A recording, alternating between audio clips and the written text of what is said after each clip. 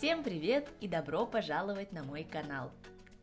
Меня зовут Алина, и это третья серия видео о моих итальянских каникулах. Сегодня хочу рассказать вам про Специю, город, где я остановилась перед поездкой в Чинкве-Терре, и про Порто-Венере, который тоже находится неподалеку. Эти места часто остаются в тени знаменитых деревушек, но именно в этом и кроется их особое очарование. Сегодня поделюсь с вами впечатлениями об этих двух городках и расскажу, чем они мне запомнились. Приятного просмотра! Всем привет! Я приехала в Чинкве-Терре.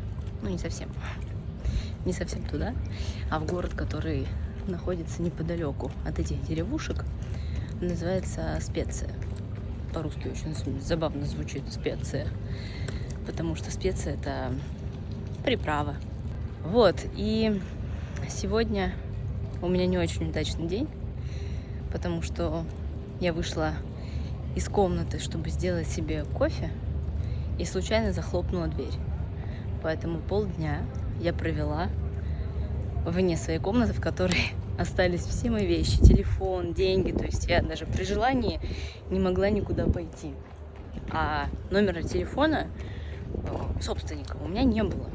И посмотреть его могла только на букинге. Ну, либо дождаться людей, которые живут тоже там, потому что я постучалась по комнатам, и никого не было дома. Все смотрели Чинкве-Терре, а я сидела дома. Я просто только приехала на тот момент, поэтому я еще не успела никуда идти. Это буквально случилось за 10 минут. Моих первых 10 минут здесь, в Специи.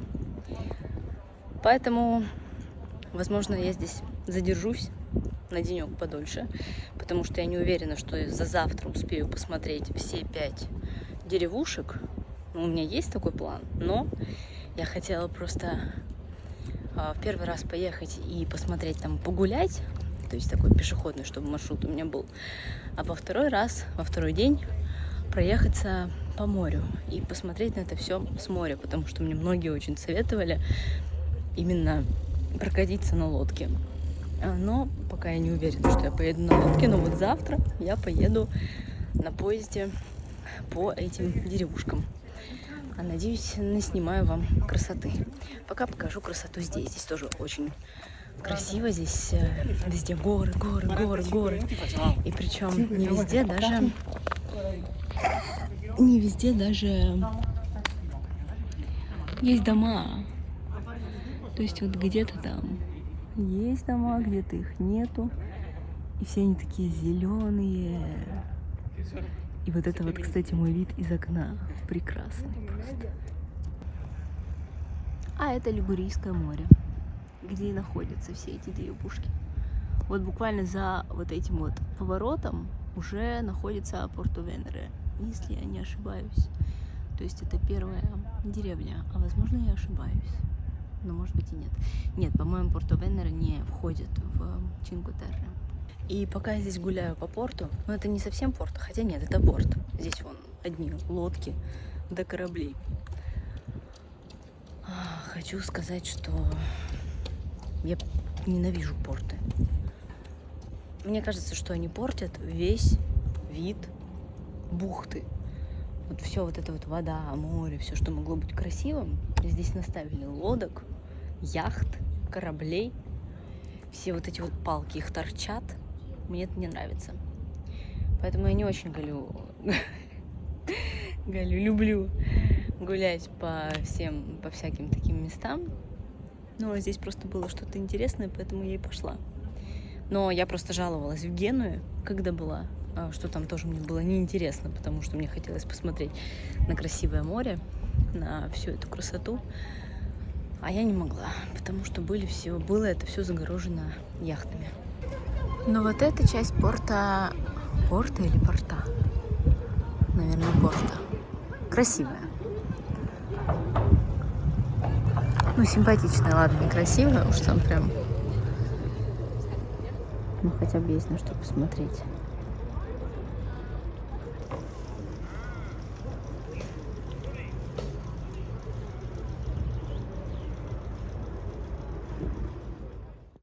хочу еще немного прокомментировать Специю. Специя оказалась одним из 2 городов, которые меня очень удивили. Второй — это не Милан, я про него расскажу в одном из следующих влогов. Не Милан, потому что Милан — это крупный и популярный город, от которого ты все-таки что-то ожидаешь, потому что, не зря же он такой популярный.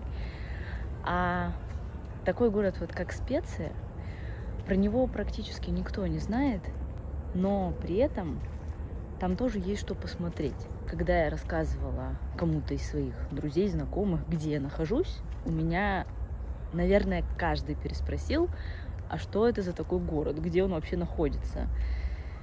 Кстати, интересно стало, знаете ли вы про город Специю? Если да, напишите об этом в комментариях. Если нет, тоже напишите в комментариях. Мне просто интересно, правда, как много людей про него знают. Но учитывая то, что там людей было мало относительно туристических мест, город этот не такой популярный.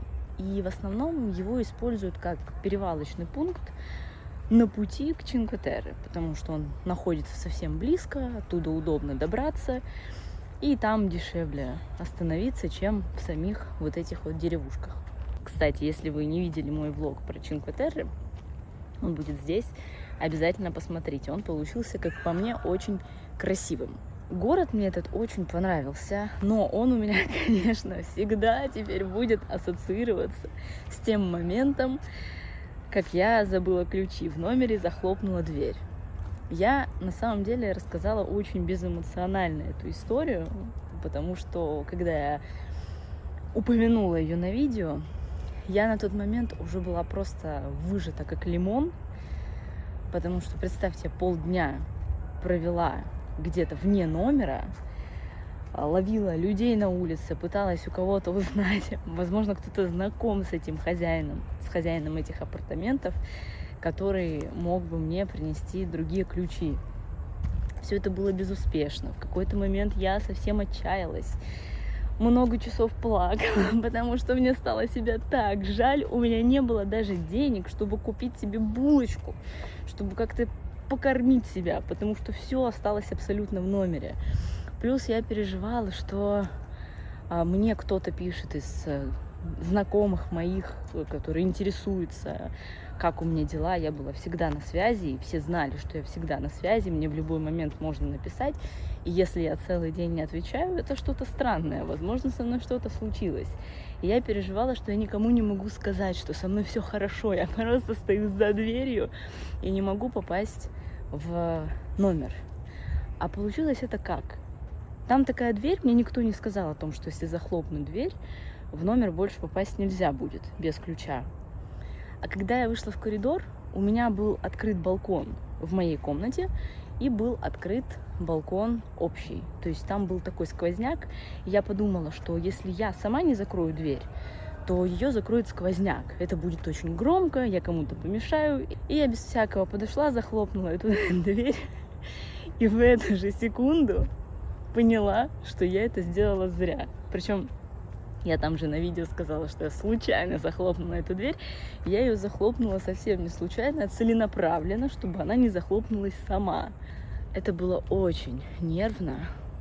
Я пробыла больше 5 часов вне своего номера. Я повстречала разных людей, которые пытались мне помочь или отказывались мне помогать. И, конечно, в первую очередь, когда я говорю «Специя», я вспоминаю про этот случай.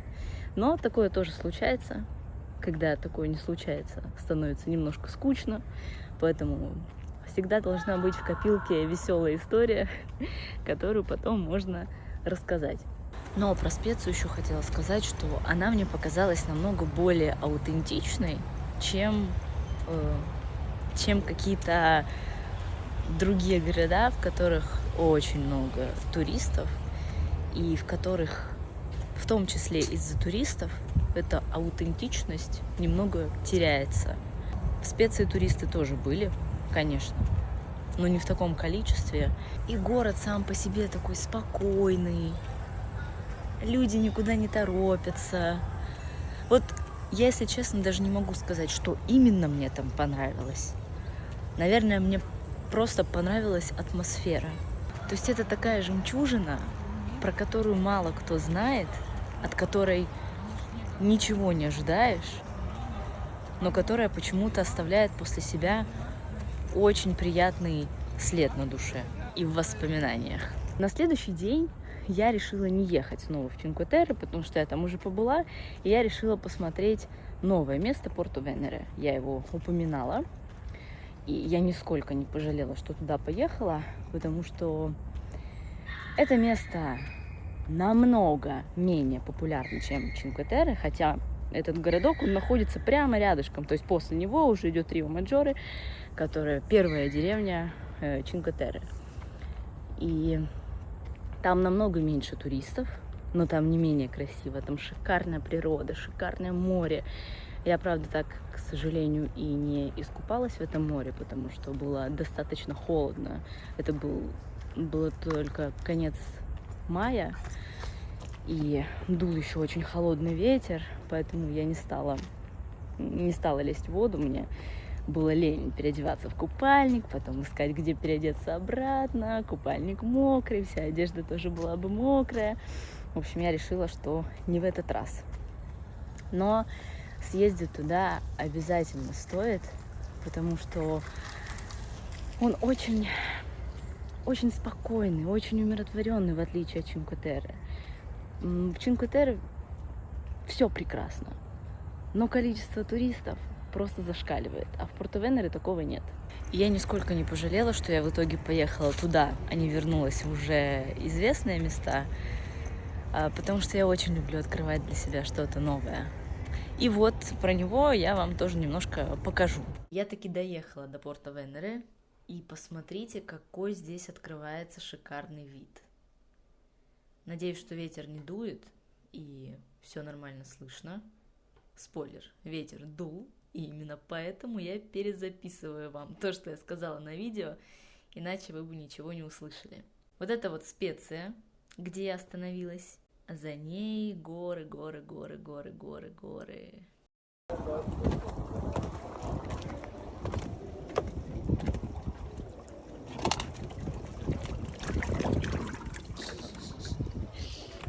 Я даже немножко помочила ножки. Но такое вот ощущение, вроде как и хочется искупаться, потому что вода очень чистая. И в очках она, мне кажется, еще голубее, чем она есть на самом деле. Но когда дует ветер, кажется, что прохладно, а ветер сегодня сильный. И чаще всего мне в рубашке даже не жарко. Ну вот сейчас жарко, просто мне лень ее снимать. Но чаще всего не жарко, потому что ветер прохладный.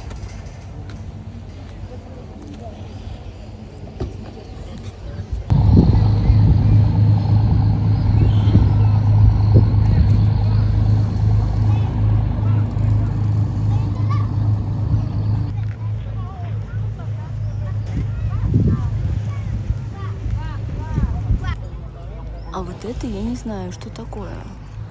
Пойду разбираться. Ого, какие ступеньки. Ничего себе, куда надо забраться. Ну, вот это вот церковь. Вот эта церковь.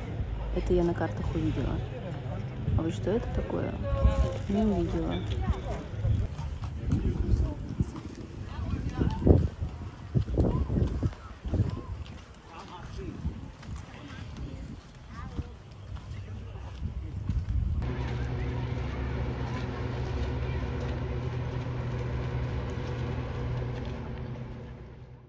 А вот здесь можно было искупаться, и, возможно, вы видите людей, которые здесь плавают и загорают.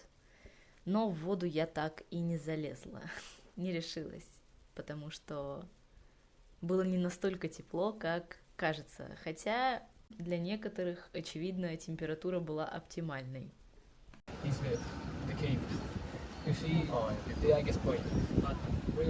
А вот еще одна улочка. Симпатичная. Здесь очень скользкие камни, вот эти, по которым надо идти. Моментами я очень поскальзываюсь и чуть не падаю.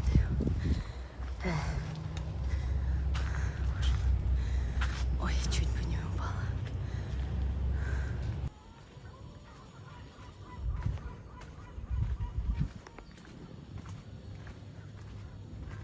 Вот еще какая обалдевшая лестница. Слава богу, мне вниз. Как же мне это вкусно. Вы просто не представляете. Ходила я все ходила, маялась, думала, залезать в воду или не залезать. Люди купаются некоторые, но все-таки не полезу. И не полезла. Потому что ветер прохладный и как-то мне уже холодно чего-то. Но вода, конечно, здесь. И на этом у меня сегодня все. Расскажите в комментариях, были ли вы когда-нибудь в Специи или в Порто-Венере. И если да, понравились ли вам эти города так же сильно, как и мне. И ставьте лайк, если вам понравилось это видео, и подписывайтесь на канал, если еще не подписаны. Спасибо, что смотрели, увидимся в следующем видео. Пока-пока!